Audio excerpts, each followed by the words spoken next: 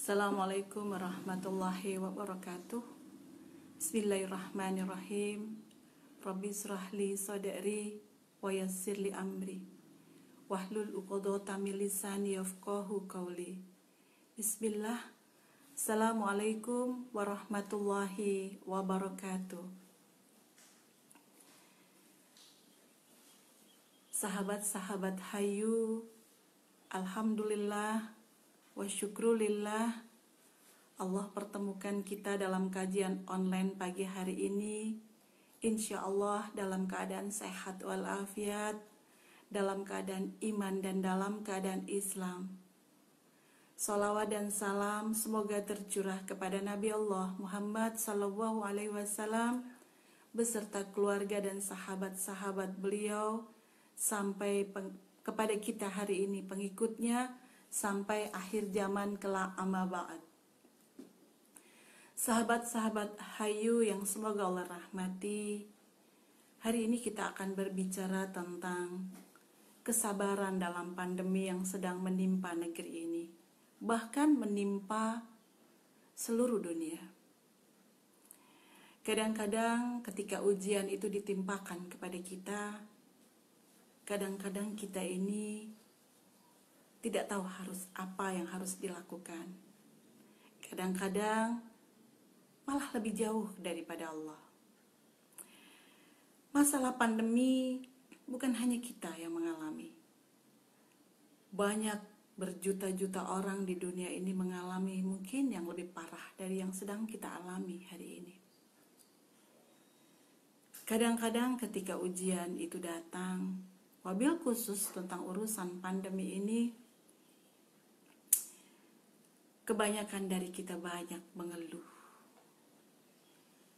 Padahal sesungguhnya kalau kita mau compare dengan nikmat-nikmat Allah yang lain, jauh lebih banyak nikmat daripada yang tidak kita suka ini. Sebelum kita masuk di dalam bab sabar dalam urusan pandemi, saya mau membahas sedikit tentang bagaimana pandemi ini terjadi wabil khusus di Indonesia. Khususnya bagi kita para ibu, para istri, para wanita. Gara-gara virus ini kita harus tinggal di rumah lebih lama.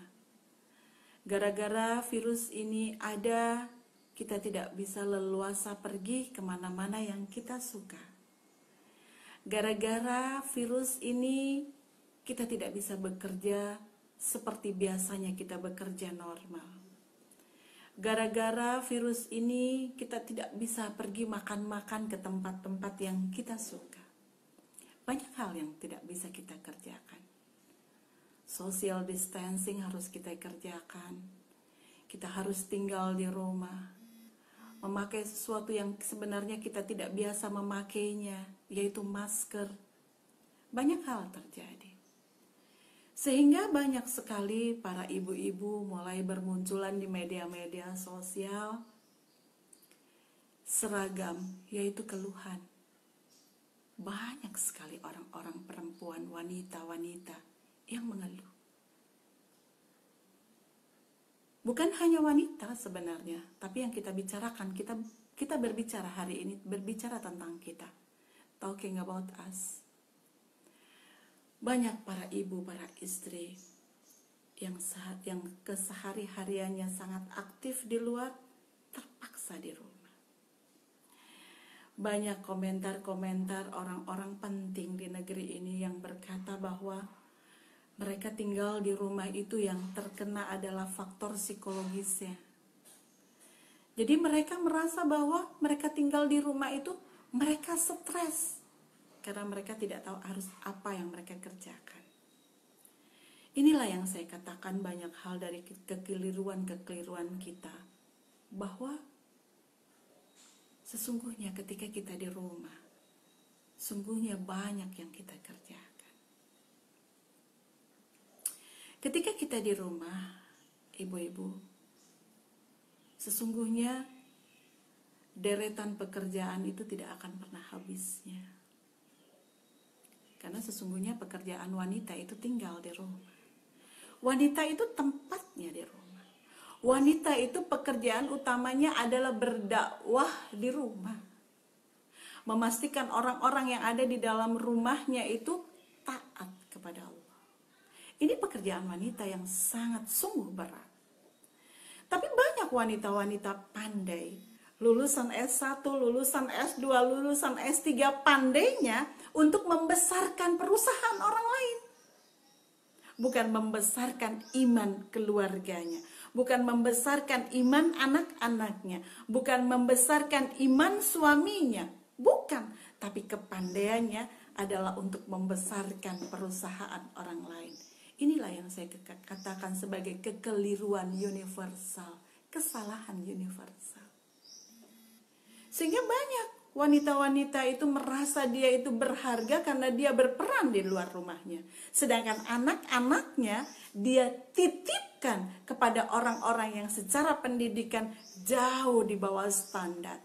SD, SMP, anak-anaknya dititipkan kepada kodimah-kodimah yang seharusnya dia tidak titipkan. Inilah kesalahan-kesalahan universal. Sehingga kenapa ketika pandemi ini datang, banyak wanita-wanita ini merasa stres. Karena dia tidak lagi merasa penting.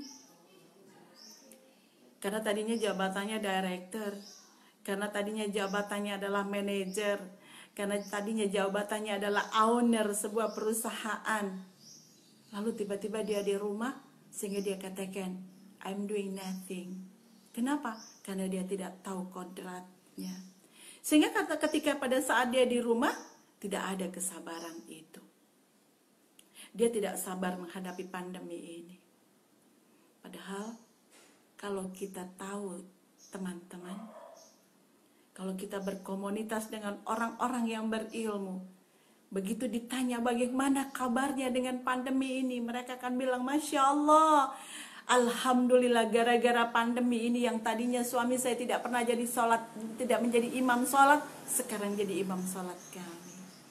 Bagaimana kabarnya dengan pandemi ini? Alhamdulillah, yang tadinya kami tidak pernah semaan Quran bersama anak-anak, Alhamdulillah kami bisa melakukan itu bersama-sama di rumah. Bagaimana kabar pandemi hari ini? Masya Allah, yang tadinya istri saya tidak bisa memasak, sekarang pandai memasak. Bagaimana kabarnya pandemi hari ini? Masya Allah, inilah orang-orang yang berilmu. Sekarang bagaimana kita ini berkomunitas? Dengan siapa kita berkomunitas? Ini yang membedakan. Tapi sekali lagi saya katakan bahwa seharusnya para perempuan itu tugas utamanya adalah di rumah. Tugas perempuan utama yang paling utama adalah berdakwah di rumah. Memastikan anak-anak, pasangan, orang-orang yang tinggal di rumah senantiasa taat kepada Allah. Itulah pekerjaan utama perempuan. Semakin pandai dia, semakin tinggi dia namanya sekolahnya, seharusnya dia semakin tahu caranya bagaimana dia menjaga, mengumpulkan iman yang ada di dalam rumah tangganya itu menjadi sesuatu yang sangat bermanfaat bagi keluarganya. Inilah pekerjaan perempuan. Jadi kalau seandainya sekarang pandemi ini banyak orang-orang yang stres, banyak orang-orang yang mengeluh, ada yang salah dengan kodratnya dia sebagai wanita. Ini adalah poin paling utama yang mesti harus kita pikirkan. Bagaimana dengan kita? Apakah dengan pandemi ini kita ini merasa tidak lagi berharga? Merasa stres karena tinggal di rumah? Karena tidak bisa jalan-jalan? Karena tidak bisa bertemu dengan teman-teman kita? Tidak bertemu dengan kolega-kolega pekerjaan kita? Ada yang salah kita ini. Ini yang harus kita pahamkan nomor satu. Yang kedua, pandemi ini yang menjadikan orang WFH, bekerja di rumah, menjadikan dia stres, menjadikan dia tidak sabar. Akhirnya terjadi pertikaian dengan suami, dengan anak-anak. Kenapa? Sekali lagi kembali bahwa dia tidak tahu perannya. Saya membaca banyak sekali di media-media sosial atau banyak konseling-konseling gara-gara bekerja di rumah sehingga terjadi konflik. Karena apa? Karena masing-masing dari mereka biasanya adalah orang penting di pekerjaannya masing-masing. Begitu mereka tinggal di rumah, mereka menjadi orang pribadi-pribadi yang tidak bisa saling bekerja sama. Sekali lagi ada yang salah dengan peran-peran ini. Ini yang mau saya sampaikan. Sehingga kesabaran tidak ada, rasa syukur tidak ada. Sehingga apa? Saya katakan kalau ini sudah terjadi, dia stres, pemarah, tidak bisa bersyukur, dia mengeluh, adalah paling rentan terhadap ancaman COVID-19. Mau dia dikasih obat vitamin C, dikasih vitamin C banyak, tidak akan pernah bisa. Saya mau sampaikan bahwa sekali lagi bahwa manusia itu terdiri dari dua komponen. Komponen pertama adalah jasad, komponen kedua adalah ruh. Selama ini kita selalu konsentrasi terhadap jasad. Selama ini kita ini selalu kita ini yang menjadi pokok bahasan kita, yang menjadikan kita ini aware adalah jasad. Tidak boleh makan gorengan, banyak minum vitamin, makanan harus organik, tidak boleh jeroan, clean food, dan lain sebagainya. Apakah salah? Tidak salah. Karena memang komponen manusia salah satunya adalah jasad dan harus dipelihara dengan baik agar dia sehat. Tapi masalahnya banyak sekali manusia yang lupa terhadap salah satu komponen yang namanya ruh. Padahal ruh pun perlu diberi makanan. Ruh adalah perlu diberi vitamin. Kalau seandainya dua komponen ini manusia salah satunya tidak punya, ini bukan lagi manusia. Kalau seorang manusia dia punya jasad, tidak punya jasad tapi dia punya ruh, dia bernama jenazah. Tapi kalau dia punya jasad tapi tidak punya ruh, itu yang saya katakan dia bukan dari bangsa manusia. Nah, ini masalahnya bahwa semua dari komponen kita ini memang harus diberi makan, entah itu jasad, entah itu ruh. Nah, untuk komponen yang ruh ini seringkali kita lupa. Apa itu? Wabil khusus dengan urusan pandemi ini, ada hal yang paling harus kita konsentrasi adalah bagaimana kita bertemu bahagia. Agar bahagia itu menjadi bagian yang menjadikan komponen-komponen kesehatan di dalam jiwa itu terpenuhi. Bagaimana caranya? Syukur. Dan kita ini jarang sekali mampu bersyukur. Dan kita ini jarang sekali pandai bersabar. Ini di bulan Ramadan, Rasulullah SAW pernah berkata bahwa bersabda, beliau sampaikan bahwa puasa itu adalah separuh kesabaran. Jadi sesungguhnya puasa itu, Ramadan itu puasa. Ramadan itu adalah bagaimana kita berlatih untuk bersabar. Makanya dikatakan di surat Al-Baqarah 183 dikatakan ya ayyuhalladzina amanu kutiba alaikumusiyam. Jadi kita dikatakan di bulan Ramadan ini adalah bulannya puasa. Di ujung surat itu dikatakan la'allakum tattaqun, agar engkau menjadi orang-orang yang bertakwa. Bagaimana takwa itu kita dapatkan? Berlatihlah sabar. Dan di bulan Ramadan ini tempat kita berlatih, exercise kita. Dikatakan beauty is pain. Ini pasti anggota-anggota Hayu tahu ini. Beauty is pain. Cantik itu adalah menyakitkan. Untuk langsing itu bukan perkara mudah. Untuk punya kulit yang mulus bukan perkara mudah. Untuk punya rambut yang sehat bukan perkara mudah. Untuk bisa sabar bukan perkara mudah. Harus exercise dan Ramadan tempat. Ibnu Mas'ud mengatakan bahwa apabila di dalam ayat Al-Quran diawali dengan kalimat ya ayyuhalladzina amanu, pasti di situ mengandung sebuah perintah yang sangat berat dan sangat penting, dan hanya orang-orang yang beriman saja yang mampu mengerjakannya. Nah, di bulan Ramadan ini kita berlatih sabar, berlatih kita mengendalikan makanan dan minuman, mengendalikan mulut kita, mengendalikan pikiran kita, mengendalikan mata kita, telinga kita, tangan kita, kaki kita kendalikan. Inilah yang dikatakan berlatih sabar.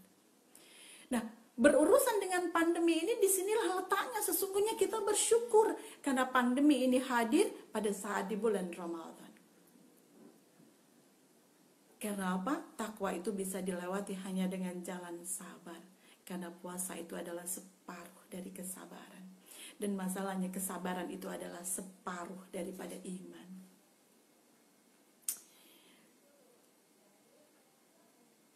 Puasa itu adalah separuh kesabaran. Nah, kalau seandainya seseorang yang di bulan puasa ini dia masih suka baper, masih suka marah-marah, suka mengeluh, stres, ada yang salah dengan puasanya. Disinilah sesungguhnya letak kita ini sebagai orang-orang yang beriman, dilatih sama Allah untuk agar kita mahir bersabar. Caranya bagaimana? Caranya adalah dengan memperbanyak istighfar. Istighfar itu adalah memohon ampun kepada Allah atas dosa-dosa kita. Kesalahan-kesalahan kita, mengalihkan konsentrasi kita terhadap problem kepada diri kita sendiri. Itulah istighfar. Sehingga kalau saya sarankan sebagai salah satu terapi, teman-teman, saya suka sekali menyarankan apabila ada problem yang harus dikerjakan pertama kali adalah agar kita bersabar, perbanyaklah istighfar. Tadi pagi saya lagi ngobrol dengan salah seorang adik saya, dengan saudara saya. Saya berkata, kalau kita memberi, jangan pernah kita memikirkan lagi. Dia bilang, gimana kita tidak memikirkan apa yang sudah kita beri? Dia suka apa tidak yang kita beri? Dia katakan begitu kepada saya. Saya suka selalu berpikir tentang apa yang saya beri. Dia berkata begitu. Dan saya selalu menanyakan. Dan saya katakan, apa urusannya dengan sesuatu yang bukan milikmu lagi? Kok bisa gitu? Saya sampaikan, kalau kamu memberi sesuatu kepada seseorang, sesuatu itu bukan lagi menjadi milikmu, dia sudah menjadi miliknya. Apa yang kamu harapkan dari sesuatu yang bukan milikmu? Dia bakat, dia mau jual, dia mau kasih orang lagi. Kenapa engkau harus berpikir sesuatu yang sudah bukan milikmu? Lalu dia bilang, Masya Allah, begitu ya. Lalu kalau kemarin-kemarin saya sudah seperti itu bagaimana? Saya katakan, istighfari. Agar apa yang sudah kamu kerjakan tidak sia-sia. Ini yang harus kita kerjakan, teman-teman. Kita mengistighfari sesuatu yang mungkin sudah kita lakukan. Kita kadang-kadang menyebut-nyebut sesuatu yang sudah kita kerjakan dalam bentuk kebaikan. Istighfari. Karena apa? Karena itu akan merusak amal kita.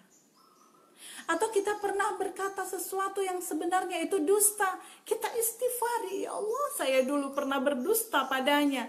Semoga engkau ampuni aku. Astagfirullahaladzim.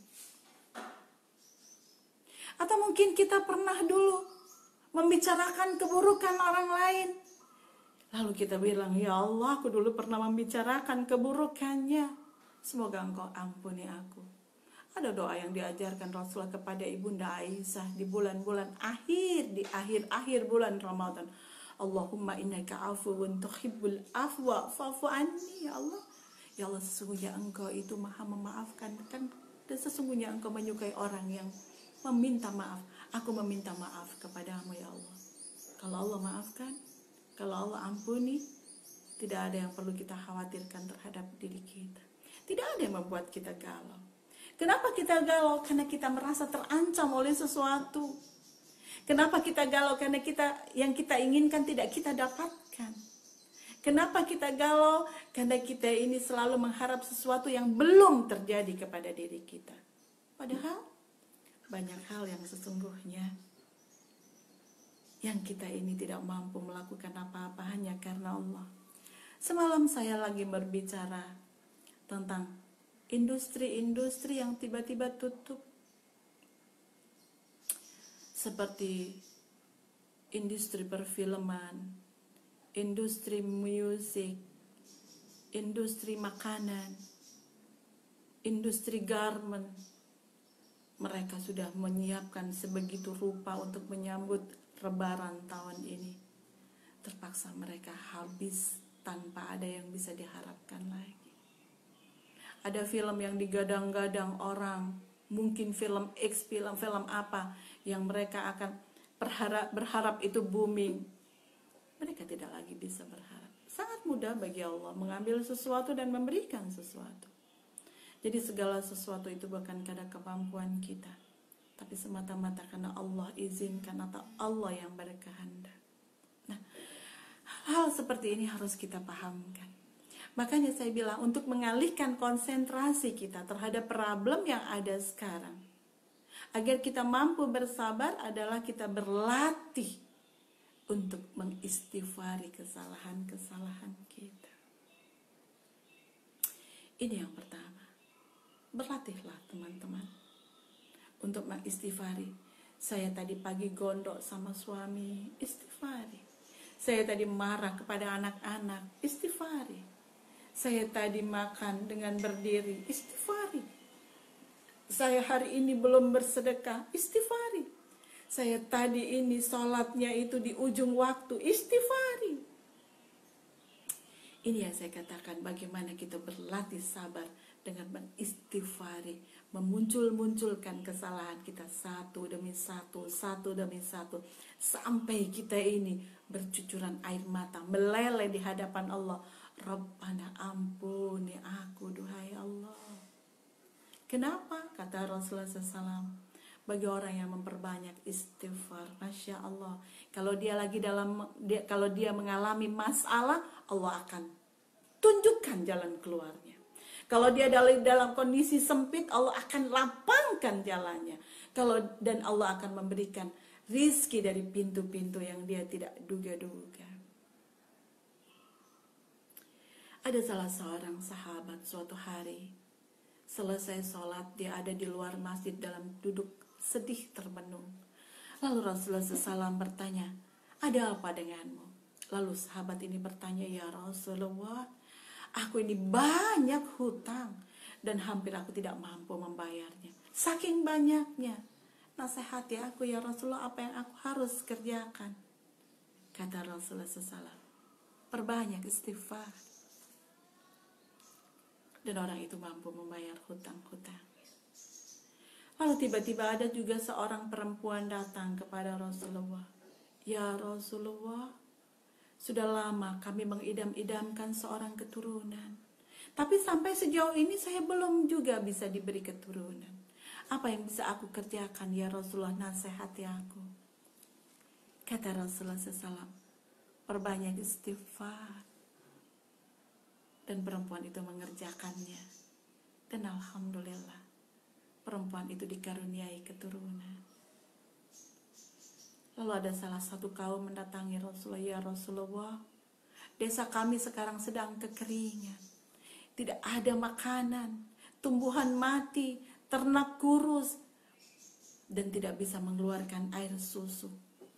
Kami betul-betul kesulitan ya Rasulullah. Apa yang kami kerjakan, yang harus kami kerjakan ya Rasulullah? Nasihati kami. Apa kata Rasulullah SAW? Perbanyak istighfar dan turunlah hujan. Jadi kalau seandainya sekarang kita sedang diuji dengan COVID ini, perbanyaklah istighfar. Karena Allah akan membuka pintu-pintu pertolongannya untuk kita. Dan kita ajarkan itu kepada anak-anak. Agar mereka menjadi orang-orang yang bersabar. Agar mereka menjadi orang-orang yang hanya jatuhnya kepada Allah. Ini pekerjaan kita, Ibu. Pekerjaan bagaimana kita menjaga iman anak-anak untuk senantiasa terkait sama Allah. Itu pekerjaan yang tidak mudah. Kalau hanya untuk nemenin mereka, untuk ngerjain soal, mudah. Kalau cuma hanya menyiapkan makanan berbuka mereka, mudah. Kalau cuma hanya membangunkan mereka untuk pergi sahur yang kadang-kadang agak sulit, itu jauh lebih mudah. Tapi pekerjaan yang paling sulit bagi para wanita, bagaimana kita mampu mengaitkan mereka senantiasa kepada Allah dengan kesabaran. Ini pekerjaan kita. Sahabat Hayu yang semoga Allah rahmati, tidak komplit rasanya kalau kita hanya berbicara tentang kesabaran. Walaupun sebenarnya topik dari kesabaran ini ada sendiri. Tapi hari ini saya mencoba untuk mengkaitkan dengan Ramadan terhadap urusan pandemi ini. Sabar, saya mengatakan bahwa di surat Al-Baqarah 183 itu dikatakan bahwa Ramadan itu adalah puasa. Ramadan adalah puasa. Agar kamu menjadi orang-orang yang bertakwa, la'allakum tattaqun. Dengan cara apa? Dengan cara kesabaran. Dan cara kesabaran itu hanya bisa dilalui dengan cara memperbanyak istighfar. Yang kedua, saya cuma hanya mau menyampaikan bahwa Rasulullah SAW pernah mengatakan bahwa iman itu separuhnya adalah sabar dan separuhnya adalah syukur. Hari ini kita akan mencoba untuk membahas sedikit tentang sabar, tentang syukur. Dikatakan bahwa 185 Al-Baqarah dikatakan bahwa Ramadan itu adalah syahrulnya Quran, bulannya Quran. Jadi pada bulan Ramadan ini seharusnya kita ini berdekatan dengan Quran. Seharusnya kita ini di bulan Ramadan itu memperbanyak interaksi kita dengan Quran, baik itu kualitas maupun kuantitasnya. Lebih dari hari-hari yang lain. Ini harusnya yang kita kerjakan. Tapi banyak orang-orang biasa-biasa wae itu dengan Ramadan. Wabil khusus ini Ramadan dengan pandemi. Disitulah sebenarnya kita ini berdekatan dengan Quran. Kenapa? Karena Quran itu dikatakan adalah an-nur. Quran itu adalah cahaya. Quran itu adalah sepakat dikatakan dia adalah cahaya. Jadi kita yang akan kita kerjakan ini kita terang benderang. Bahwa yang kita kerjakan tentang urusan-urusan pandemi ini jelas yang mana yang harus kita kerjakan karena dia adalah penerang. Yang kedua, Quran ini adalah al-hudan, petunjuk. Kalau orang-orang yang dekat dengan Quran menghadapi pandemi ini, insya Allah senantiasa dalam petunjuk Allah. Karena al-hudan itu adalah seperti peta. Banyak orang-orang yang menganggap bahwa selamat itu tidak mati. Bukan itu, teman-teman. Selamat itu bagaimana kita mati senantiasa dalam kondisi husnul khotimah. Itulah selamat. Banyak orang-orang yang menghindar-hindar tentang sesuatu, tentang ketetapan Allah. Bukan itu. Bagaimana kita ini pada saat kita diuji sama Allah, disitulah letak kita ini bersabar. Saya mau bercerita salah seorang dari sahabat saya, satu keluarga positif COVID-19. Harus dirawat di rumah sakit 14 hari. Setelah mereka negatif, ternyata 4 hari kemudian setelah mereka pulang 4 hari kemudian, si istrinya ternyata dan anaknya yang nomor 2 positif kembali. Saya katakan kepada dia, ujian ini kamu mau bersabar atau tidak bersabar, ujian ini akan tetap terjadi sama engkau, Mbak. Yang harus engkau kerjakan adalah bersabarlah terhadap apa yang Allah berikan kepadamu ini. Dengan cara apa? Perbanyak istighfar. Disitulah letak kita diuji. La tukallifullahu nafsan illa wus'aha. Tidaklah Allah itu akan menguji kita tidak lain sebatas kemampuan kita. Tidak pasti sesuai, pasti pas. Yang kedua tadi saya katakan kepada dia, agar kamu dalam kondisi imun kejiwaanmu, agar hatimu bahagia. Kalau engkau hatinya bahagia, insya Allah engkau akan sehat lahir dan batin. Selain dokter memberimu vitamin C, vitamin macam-macam, tapi beri juga vitamin hatimu dengan cara apa? Perbanyak syukur. Ramadan itu syahrul Quran. Ramadan itu bulannya Quran, karena Quran itu adalah petunjuk. Quran itu adalah pembeda. Kita dibedakan mana yang baik, mana yang buruk. Quran itu adalah sesuatu yang betul-betul memberikan kita ini peta bagaimana jalan kita selamat. Itu adalah tentang Quran. Dan yang terakhir, Al-Quran itu adalah asy-syifa, penyembuh. Penyembuh, teman-teman. Ini yang sering kali kita ini lupa, bahwa ada obat yang luar biasa yang dekat dengan kita, tapi kita tidak pernah manfaatkan dengan baik. Ada namanya diare, ada namanya HIV, ada namanya COVID-19. Berinteraksilah dengan Quran. Bersyukurlah karena keberadaannya. Niscaya kamu menjadi orang-orang yang bahagia. La'allakum tazkurun. Begitu kata Quran di 185. Jadi kalau kita ini di bulan Ramadan itu kita tidak berinteraksi dengan Quran, orang ini kepedean bener loh. Kepedean dalam kondisi Ramadan, Covid pula, jauh dengan Quran. Ya Allah, orang ini pede banget. Dipikir Wonder Woman, dia kebal terhadap sakit. Kita butuh Quran dalam kondisi-kondisi pandemi seperti ini. Karena Quran itu andur, cahaya. Karena Quran itu adalah hudan. Dia adalah peta. Dan Quran itu adalah furqan yang membedakan. Dan yang terakhir Quran itu adalah asy-syifa. Dia adalah penyembuh. Untuk itu kita menjadi orang. Apabila kita itu dekat dengan Quran, berinteraksi dengannya, dengan cara dibaca, dengan cara dihafalkan, dengan cara ditadaburi, dengan cara kita mengamalkannya. Tidak ada yang perlu kita khawatirkan terhadap hidup kita. Sesungguhnya. Apakah tidak mesti harus kena COVID, Bunda? Loh, kena COVID dan tidak kena COVID itu tidak ada hubungannya dengan apa? Dengan syukur. Orang-orang terdahulu itu senantiasa bersyukur. Masya Allah. Nanti kita akan bicara di akhir. Ada sebuah kisah tentang syukur yang saya sangat suka sekali. Itu yang nomor 2. Yang nomor 3. Al-Baqarah 186. Ramadan itu sahrul doa. Ramadan itu adalah bulannya berdoa. Banyak orang-orang yang mengabaikan Ramadan sedemikian rupa. Padahal pada saat di bulan Ramadan ini orang yang sedang berpuasa doanya diijabah. Apa yang kita perlukan?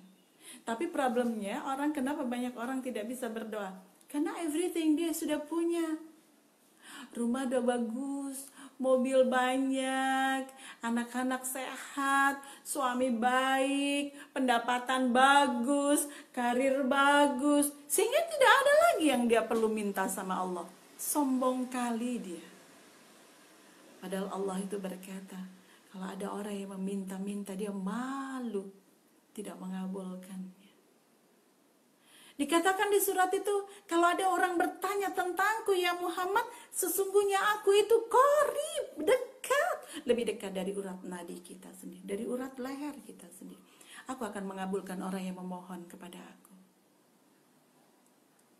Loh, kenapa momentum ini tidak kita pakai? Demi Allah ibu-ibu, tinggal 4 hari lagi loh kita ini.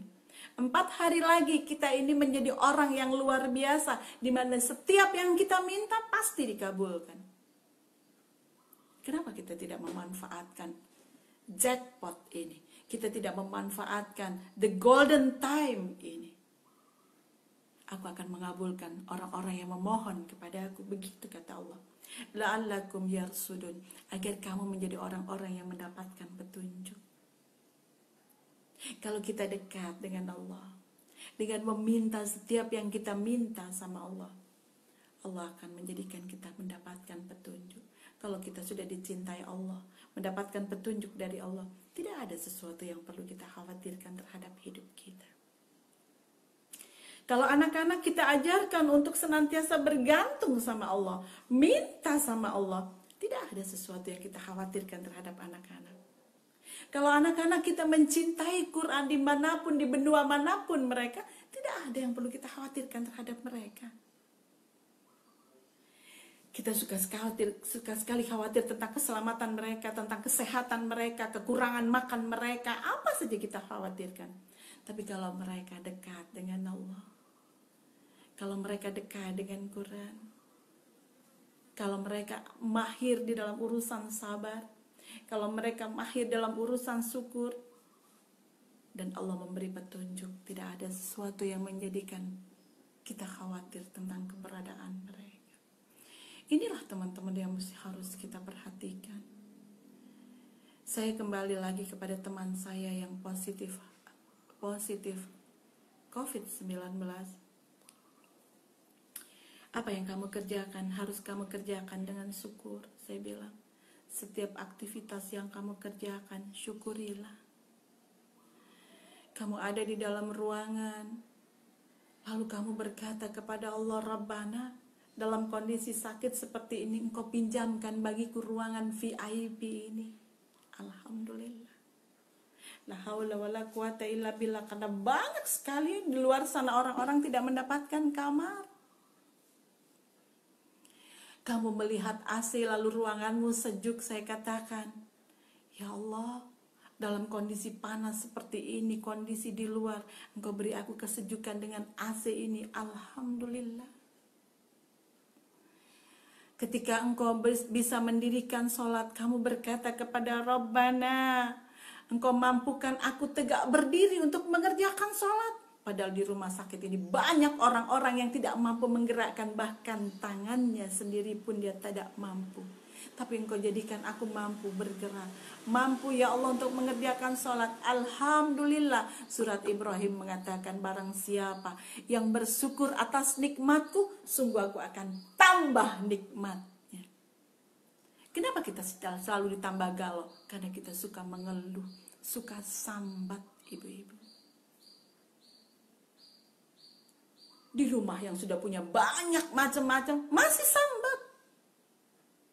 Rumah ada, makanan ada, beras ada, minyak ada, air banyak, buah banyak, roti banyak, masih saja mengeluh. Disempitkan hatinya sama Allah. Barang siapa yang bersyukur atas nikmatku, Rabbi, Engkau hadirkan roti ini di rumahku, Alhamdulillah. Begitu kita lihat namanya nasi, ya Allah, Engkau berikan aku nasi, Alhamdulillah. Padahal siapa yang menanamnya, ya Allah, sampai di rumahku kalau bukan karena Engkau yang mendatangkan. Tidak mampu aku bisa mendatangkan beras ini, Alhamdulillah. Ya Allah, Engkau beri aku pakaian berupa hijab ini, Alhamdulillah. Setiap yang kita kerjakan, setiap yang kita lihat, bersyukur, kata Allah, aku akan tambah nikmatnya. Ini yang mesti harus kita kerjakan, teman-teman.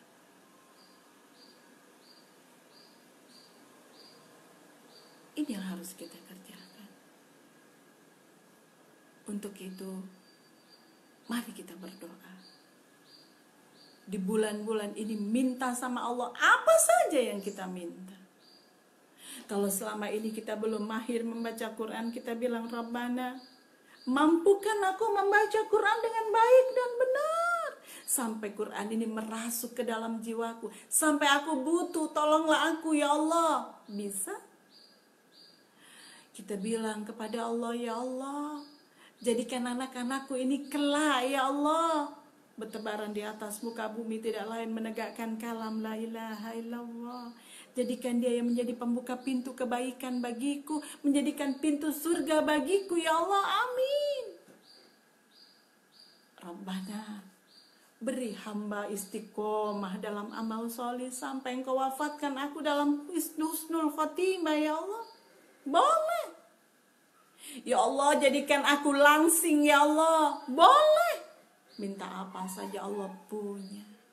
Minta kaya, minta beras, minta uang, minta sabar, minta sehat, minta sembuh dari sakit, minta suami soleh, minta anak soli, minta anak soliha, everything you want. Tapi kadang-kadang kita ini tidak pandai meminta, karena apa-apa sudah ada. Ini teman-teman yang mesti harus kita perhatikan. Menjadikan betul-betul di bulan Ramadan untuk dalam urusan-urusan pandemi ini, betul-betul menjadikan kebutuhan di 3 ini. Satu adalah Ramadan itu syahrulnya puasa. Mari kita berpuasa untuk melatih kesabaran kita, la'allakum tattaqun, agar kita menjadi orang-orang yang bertakwa. Yang nomor 2, kita menjadi orang-orang yang bersyukur karena kita berdekatan dengan Quran.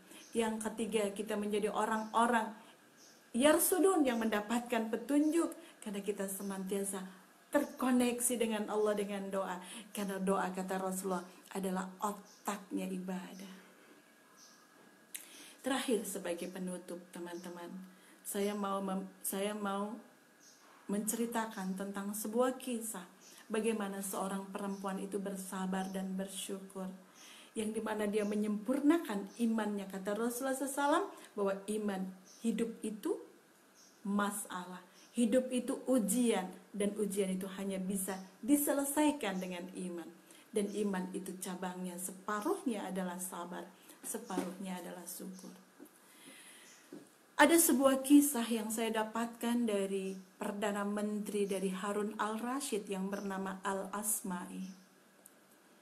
Suatu hari Al-Asma'i ini pergi berburu di padang pasir bersama pasukannya. Dan naas bagi Asma'i karena pada saat dia berburu dia tersesat di gurun dan dia terpisah dari rombongannya. Dan dia tidak membawa bekal apa-apa. Dalam kondisi terlunta-lunta, dia kehausan, dia mencari bantuan kemana-kemana dan tidak ditemukan rombongannya. Sampai di satu titik nadir, dia bertemu dengan sebuah tenda di padang pasir, di mana tenda itu dia datangi, dan ditengoklah di dalamnya ada seorang wanita muda yang sangat cantik jelita. Wanita muda itu, dia berkata kepada wanita muda itu, "Assalamualaikum." "Waalaikumsalam," kata wanita muda itu tanpa bergeser dari tempat duduknya. Lalu Asma'i memperkenalkan diri, "Aku adalah Asma'i, Perdana Menteri dari Harun al-Rashid, Khalifah yang sedang berkuasa. Aku tersesat dan aku terpisah dari rombonganku. Kedatanganku ke sini adalah aku mau meminta bantuanmu. Berilah aku segelas air." Wanita muda itu berkata, "Aku tidak bisa memberimu air karena aku masih belum meminta izin suamiku." Di padang pasir air itu lebih mahal daripada emas, teman-teman. Tapi sebagai gantinya, kata wanita muda itu, "Aku memiliki 1 gelas air susu dan ini adalah hakku, punyaku. Aku berikan kepadamu." Lalu Asma'i berterima kasih. Dan dia berkata, "Bolehkah aku masuk?" "Jangan," kata perempuan itu. "Suamiku sedang tidak ada di rumah.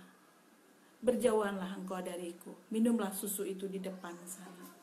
Lalu Asma'i meminum susu itu di depan tenda. Dalam kondisi dia sedang minum susunya, tiba-tiba dari kejauhan ada muncul seseorang mengendarai onta. Lalu perempuan itu berkata, "Suamiku datang," katanya, dengan wajah yang sangat gembira. Lalu wanita itu mengambil ember, mengambil air dan mengambil lap, dan dia berdiri di depan tenda dengan wajah yang sangat berseri-seri menunggu kedatangan suaminya. Berdegup kencang hati Asma'i, seperti apa suami dari perempuan muda cantik yang solihah ini. Semakin dekat onta itu, semakin dekat penumpang onta itu, dan tibalah orang itu di depan tenda itu. Dan sangat terkejutlah Asma'i karena yang datang adalah seseorang yang sudah sangat tua renta, hitam kelam kulitnya dan buruk wajahnya. Lalu perempuan muda itu dengan takjim mencuci kaki suaminya, mencuci tangan suaminya, dan dia dengan cara yang sangat lembut menurunkan, membantu suaminya turun dari onta dengan cara yang takjim. Tapi ada hal yang sangat mengganggu hati Asma'i, karena laki-laki tua renta itu sangat kasar. Setiap yang dikerjakan istrinya pasti dikomentari dengan kata-kata yang sangat buruk, dengan sikap yang sangat buruk dan kasar. Dan yang lebih mengejutkan bagi Asma'i, laki-laki itu tidak memuliakan tamunya. Dia masuk saja ke dalam tenda tanpa mengindahkan Asma'i yang sesungguhnya adalah seorang perdana menteri dari khalifah yang sedang berkuasa. Lalu Asma'i berkata kepada perempuan muda cantik itu, "Wahai perempuan gurun, aku sangat menyesalkan keberadaanmu. Bagaimana mungkin engkau yang cantik, jelita dan masih muda dan berakhlak karimah memiliki suami seperti suamimu? Kalau engkau menginginkan suami yang wajahnya tampan, demi Allah semua dari kita tahu bahwa suaminya adalah buruk wajahnya. Kalau engkau menginginkan suami yang kaya raya, sungguh kita tahu bahwa suaminya adalah orang yang sangat miskin. Dan kalau engkau menginginkan suami yang berakhlak karimah, demi Allah, kata Asma'i, aku belum pernah melihat akhlak seburuk daripada akhlak suamimu. Pucat pasi perempuan gurun itu mendengar kata-kata Asma'i. Lalu dia berkata, ya Asma'i, giliran aku sekarang yang menyesalkan apa yang engkau katakan. Bagaimana mungkin Perdana Menteri dari Harun al-Rashid yang paham agama mencoba untuk mencerabut cintaku kepada suamiku. Tahukah kamu Asma'i apa yang dikatakan Rasulullah SAW? Beliau bersabda bahwa iman itu adalah separuhnya syukur dan separuhnya sabar. Aku bersyukur ya Asma'i atas segala sesuatu yang Allah berikan kepadaku, atas umurku, atas wajahku, atas hartaku, atas suamiku. Aku bersyukur ya Asma'i. Dan aku ingin menyempurnakan imanku menjadi sempurna separuhnya dengan bersabar setiap apapun yang dilakukan suamiku kepadaku. Aku ingin menyempurnakan separuh selebihnya Asma'i dengan bersabar dan bertakjim kepada suamiku atas setiap yang dia lakukan kepada aku. Kalau kita berbicara itu teman-teman, rasanya kita masih jauh dari sabar, jauh dari syukur. Mungkin suami-suami kita tidak tua renta seperti itu, tidak buruk rupa seperti itu, tidak miskin seperti itu, tidak buruk akhlaknya seperti itu. Tapi kita masih saja kita mengeluh, masih saja kita sambat. Ingat, pandemi ini memerlukan kesehatan jiwa dan raga, bukan hanya raga. Carilah bahagia dengan mendekati Allah, dengan Quran, dengan sabar, dan dengan syukur. Niscaya kita menjadi wanita-wanita yang paling bahagia di seluruh dunia. Selamat beramal solih teman-teman. 4 hari lagi Ramadan akan pergi meninggalkan kita. Demi Allah, manfaatkan seoptimal mungkin agar kita bisa meraih kemuliaannya. La'allakum tattaqun, la'allakum taskurun, la'allakum yarsudun. Semoga itu bisa dihadiahkan Allah kepada kita, para wanita-wanita yang sedang berburu kemuliaan Ramadan, wabil khusus di musim pandemi ini. Terima kasih sudah mendengarkan saya. Mohon maaf lahir dan batin. Subhanakallahumma wa bihamdik, asyhadu an la ilaha illa anta, nastaghfiruka wa atubu ilaik. Assalamualaikum warahmatullahi wabarakatuh.